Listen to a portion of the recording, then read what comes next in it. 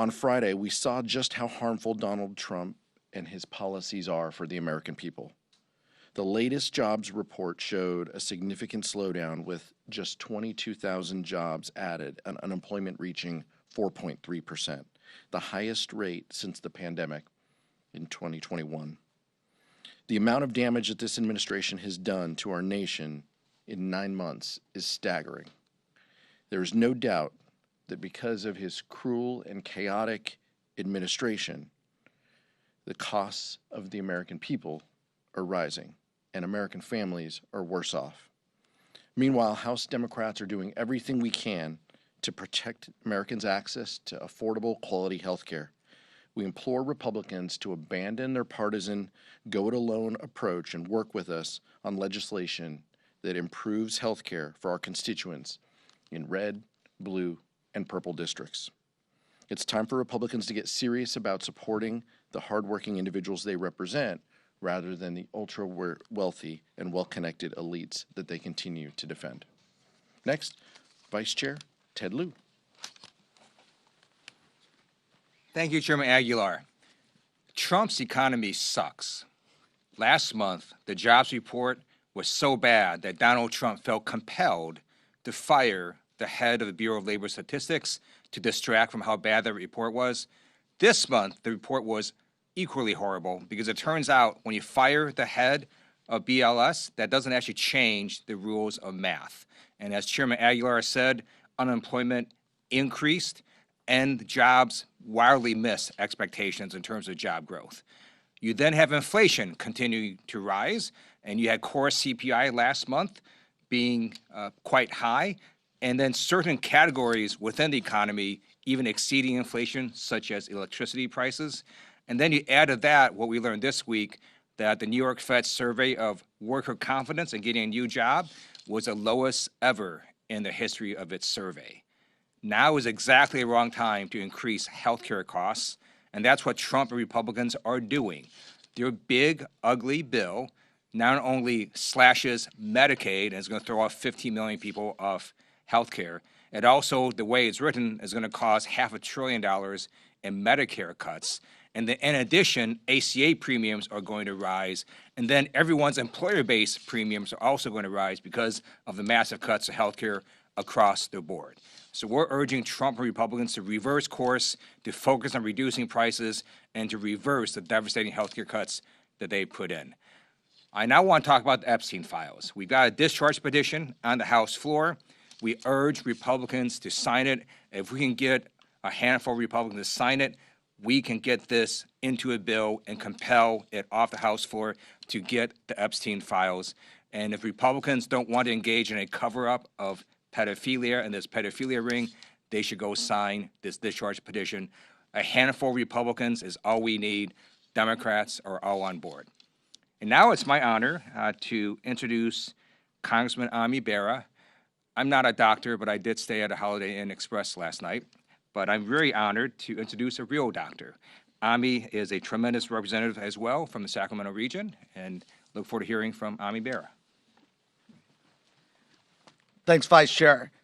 So a lot of people ask me, why'd you run for Congress? And when I think back to when I was practicing, there was a day where folks would come in and you might diagnose them with diabetes. You might identify a lump and say, hey, this might be cancer. We've got to send you over there. They may have chest pain. But far too often in America, over a decade ago, they'd say, doc, I can't afford the medications, or I don't have health insurance. That's why I ran for Congress, because in a country like ours, no patient should ever worry about being able to go see a doctor, and no American should ever worry about going bankrupt. In the 13 years I've been in Congress, we as Democrats, our core value, have worked to expand healthcare, first through the ACA, then expanding Medicaid access, then addressing prescription drug prices, under the last administration, addressing the cost of insulin. That is who we are. That's the values that we reflect as American medicine, but also as Americans, we should look after one another. Now think about the first 6 months of the Trump administration. Think about the complicity of House Republicans, what they've done. They've unwound all of those gains in 6 months. These are folks that know better. When I think about my California colleague like David Valadeo, over half of his constituents are on Medicaid. He's going to take health care away from them? Are you kidding? That is not who we are as the United States of America. That is not who we are as House Democrats, nor should that be the values that the American people stand for. So we are going to get out there. We're going to fight every day. We're going to fight against the Republicans. We're going to fight against the Trump administration, because our core values are to care for one another as the United States of America. That's the oath I took when I entered the profession of medicine, to do good, to do no harm, and to work with patients so they have the choice in the type of healthcare decisions that they want. That is exactly what Donald Trump and House Republicans want to take away from the American people, and we're not going to stand for it. And that's why I am so happy that we now have a Democratic Doctors Caucus. We've got 6 Democratic doctors in Congress, and one of our outstanding freshman members from Portland, Oregon, Dr. Maxine Dexter, is going to take it from here. Thank you. Good morning. I am Congresswoman Maxine Dexter, very proud and honored to serve Oregon's 3rd. I'm also a mother and a pulmonary and critical care physician. Before coming to Congress, I spent nearly 2 decades caring for the sickest in our community as a critical care doctor. And you know what I saw over that time? More and more patients ending up in my intensive care unit due to delaying care or deferring care because they couldn't afford it. Working families everywhere know this. Healthcare just keeps getting more expensive while their paychecks don't change. Families are less able to afford their basic needs right now, let alone their prescriptions or copays that are ever increasing in price. And how can, when Americans spend more money per person on healthcare than any other nation in the world, afford this? It's because money isn't going to keep people healthy. It's going into the corporate and billionaire pockets. Let's be clear. Fraud and waste isn't coming from people getting sick and seeking care. It's coming from our system being rigged to benefit the special interests on the backs of the American people. And as someone who took care of patients on life support, fighting to live, I can tell you very clearly, people won't stop getting sick when Republicans take away their health care. They will just delay getting care, showing up much sicker, needing more expensive care, and having no insurance to pay for it. But you know who will pay for it? The American people. Democrats are committed to a better way. We are united in our opposition to the Republican assault on health care, and we are committed to fighting for policies that center working people, not Trump's billionaires. And now I'm proud to hand it back to Chairman Aguilar to close us out. Thank you so much, Maxine. Thank you, Dr. Barra. Questions? Nick? Nick? Sorry. Nick. Is your name Nick too? Nick. Nick. Nick, please. I'm going to ask you on the ACA. Nick, please. I want to ask about government funding. Do you see this government funding deadline at the end of the month as being a fight over the ACA credits?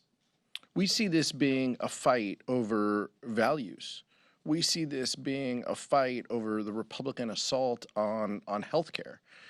We know that the Affordable Care Act, whatever we want to say, Nick, Medicaid, Medicare, the Affordable Care Act, all of these, the American public views through a positive lens, because the American public gets their health care from these important programs. That's what we're fighting about. But this isn't just about the Republican big ugly bill and the big ugly law now and that attack on health care, which is now law. This is still happening today in the Appropriations Committee, where I'll go back to after this press conference. The continued attack and assault on healthcare, on NIH, on research, on infant mortality programs, all of these things matter to our communities. So this is much broader than the Affordable Care Act, although we lift that bill up for all of its positive achievements. This is about fundamentally Americans who receive their health care are now under attack by the Republican big ugly law and the continued attack in the Appropriations Committee. Even at this moment, at this day, at this hour, healthcare is under attack by Republicans and Donald Trump. We can't stand for that. We're not going to take that.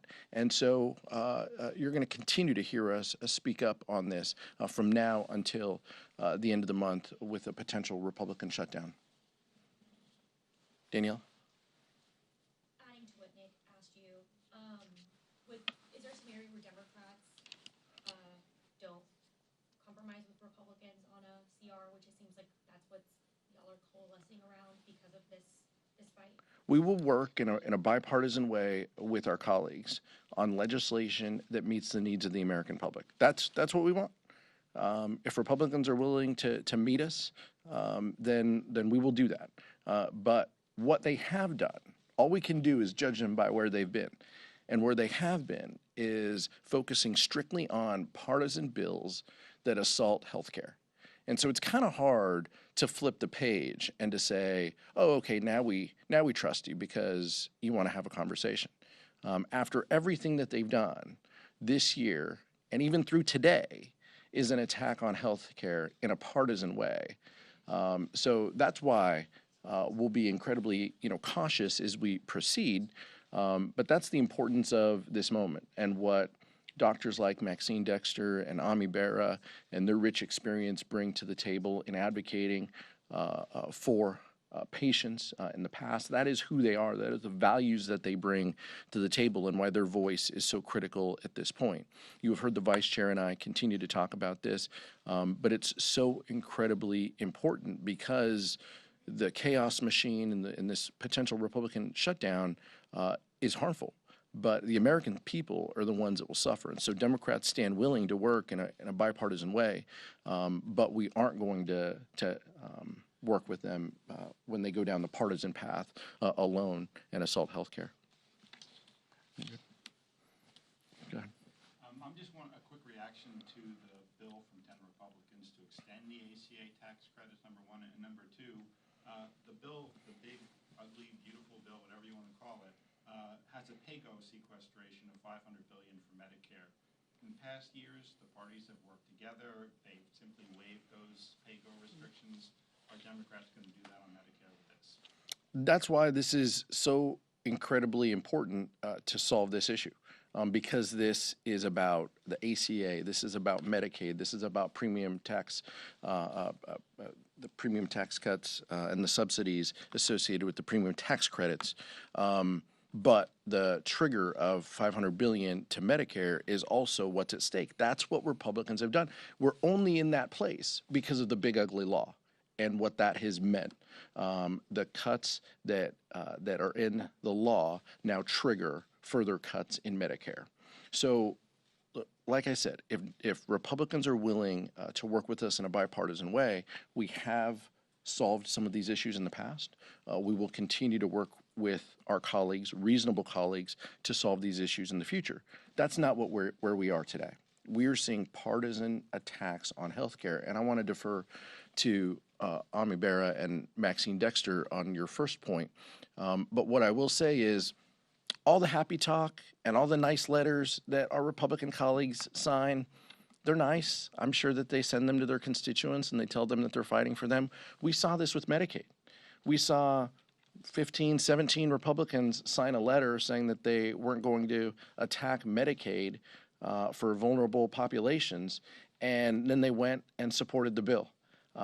So I don't believe any of the letters that they signed. It's strictly to make them sleep better at night. I'm not concerned. My feeling is that this isn't about actual policy. This is about them being able to defend terrible positions and saying, well, I told the speaker. Well, it's not enough to do that. You got to take action. Our votes matter in this place, and their votes attacking health care are hurting the American people. Ami Bera? So we live in interesting times, right? I mean, these are my opinions, and I have the utmost admiration for our leadership. But we live in a time where Congress is Article 1. We write the budget, we do the appropriations, and we've seen an administration that just has turned their back on them. It's like, we don't care what Congress is doing. So I talk to my Republican colleagues and sit there and say, you want to deal with it? Shutdowns are really bad here. they're not good for America. But why are you going to shut things down? Because if you don't stand up to Donald Trump, if you don't say what we pass, what we appropriate, you guys implement it. Until they're willing to do that, it's really hard to trust them. And we've shown how weak the House Republicans are in terms of standing up to this administration. Russ Voigt just wants to do over $4 billion of rescissions, or at least let that go away. That isn't how this works. So until House Republicans stand up and say, nope, we want to do a budget, we want to do a CR, but we're going to hold the Trump administration accountable to implementing what we pass, it's going to be hard. So I think that's why the sequestration becomes pretty difficult as well. This is a ruthless, lawless administration that just has shown total disregard for Congress. But this is a Congress that has a Republican majority, and until Mike Johnson, Speaker Johnson, House Republicans find some courage and some backbone to stand up to him and say, no, we're Congress, we pass the budget, we do the appropriations, and you implement what we pass, it's going to be hard. Yeah. So I'm new here.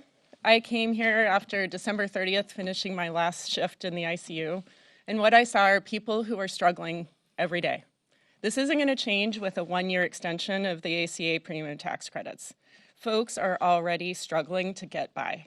And so as somebody who represents a very progressive district, my job is to not just hold the line, but to extend the protections for Americans. And what this administration is doing is shameful. So whether it's cutting $500 billion from Medicare, or taking away premium tax credits that makes it unaffordable for the middle class, or gutting what we know as healthcare, Medicaid, for our country, we cannot arbitrate a little bit here. We've got to hold the line and give them a chance to take a step back and rethink what they're doing to the American people. In answer to your question, let me just be very clear to the American people about what happened. House Republicans voted for the big, ugly bill that results in a $500 billion cut to Medicare. Now some House Republicans are saying, wait, please help us reverse the cuts we just voted for. It's like the arsonist saying, please help me put out the fire I just caused.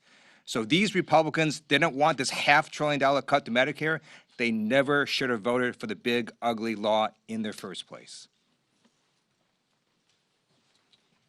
So tomorrow, House Republicans on the Oversight Committee are planning to mark up 14 different bills that sort of embolden the president's agenda as it relates to Washington, D.C. I'm just curious if you expect all Democrats to be in opposition to those bills as they, in at least some of the instances, sort of impede on the home rule that D.C. has. And then also, whether or not Democrats will, be united and against those. But how do you sort of balance that, given that under the federal takeover of D.C., we have seen crime numbers go down? How can Democrats sort of, defend Washington, D.C. while acknowledging that crime does appear to be down? Democrats support home rule. We support crime going down in our communities.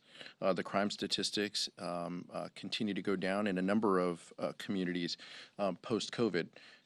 Not all of those bills are partisan bills. Some are bipartisan that will have support of Democrats when it comes to D.C. operations, but many of them are partisan bills.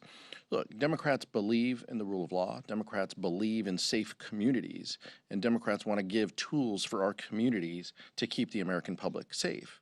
It's hard to believe House Republicans and Donald Trump on this issue when the first thing he did was pardon 1,500 violent offenders on day one of his administration. Some of them coming to the District of Columbia, many of them going across this country. And a handful, more than a handful, have already reoffended and committed crimes back home. So it's hard to say, it's hard for us to believe that he actually cares about this issue when House Republicans are trying to defund COPS grants and programs that come to our communities to keep people safe. That's how we do it. We believe in community policing. We believe in local control and home rule here in D.C. Those are the elements that are going to keep the American public safe. Theatrics and militarizing big cities only governed by blue states is not the way it's done. He's not talking about crime in Cincinnati or Toledo or Nashville or in other places. He's weaponizing this issue, and that's unfortunate because Democrats believe in safe communities everywhere. Michael. Over the August recess, the White House started an official TikTok account. It comes as the president has signed 3 extensions to push back the implementation of the divest or ban law that you and the vice chair supported. One, do you support the president signing another extension to push back the implementation of the law? And 2, more people use TikTok now than when the bill was passed. Are you concerned that if the president doesn't sign another 90-day extension and the ban starts to go into effect, that Democrats will pay a political price from folks who enjoy the app and don't really understand why one of their favorite apps would be banned? This was a bipartisan bill in Congress at a time when people talking about the hyper political environment that we're in. This was a bill that had Democrats and Republicans support it. I support President Trump implementing the law, and the law is pretty clear on this issue. He also campaigned by saying he would lower the costs that people face, and that the American family would see a benefit for it. We didn't know that he was going to start with his family first. That's where we are. And his family continues to make money and grift off all of these, products and all of these environments. And I think that's what's unfortunate, specifically when we talk about the social media landscape. We've talked about the policy of this issue over the past. I stand by the vote that we made. My hope is that national security folks close to the president continue to push him to implement the law. And we'll handle what comes beyond that. Chairman, Sure. Yeah. just add. As someone who's on the Intelligence Committee and the ranking Democrat on foreign affairs and Asia, what we did in the last Congress was totally bipartisan. In fact, in many cases, House Republicans led in that conversation, crafting that legislation. Again, what is disappointing to me right now is crickets out of the House Republicans. They've gone silent. Donald Trump is not implementing a bipartisan law that we passed to protect our country. And House Republicans just don't have anything to say. They're the ones who helped us write that law. So would you say that the threat today is still as acute as it was when you all passed the legislation, given your I mean, role on the nothing's changed in those algorithms, et cetera. So nothing's changed in how easy it is to manipulate elections and public opinion and so forth. But again, I don't know what happened to my Republican colleagues. Last question. Thank you. So you talked about the economy and the numbers that have been revised. And last year, Republicans messaged heavily on the economy. Do you have any changing thoughts as to the economy Biden left behind, and sort of where that line is of when it transitioned from Biden's economy to Trump's economy, and like where that line is as far as like job provisions numbers go? Look, January 20th, when the president implements policies that make life difficult and raise the costs for people, that's where the line is. That's what we're focused on. Who did what and what economy? I'll let economists, if there are any working for the federal government now, I'll let them speak for themselves on where the line started. But we've seen is a declining economy under Donald Trump because of his policies. That's why we're seeing, economic data revised and people struggling and people hurting. In all of our communities, people are struggling. And they can't help but think this guy campaigned on making life better. And costs have continued to rise. And his tariffs and his reckless policies are the reason why that's happening. And so House Democrats stand by the data and the truth. And the truth is Donald Trump is trying to tank our economy. And every time negative economic data is put out, the deflections start. Chicago, going after boats in Venezuela. I mean, like all of these things are a direct through line to the distractions of what the Trump administration knows the American people are focused on. That's the unfortunate thing, but that's where we are. And House Republicans, like Dr. Barra said, have nothing to say about it. Thank you.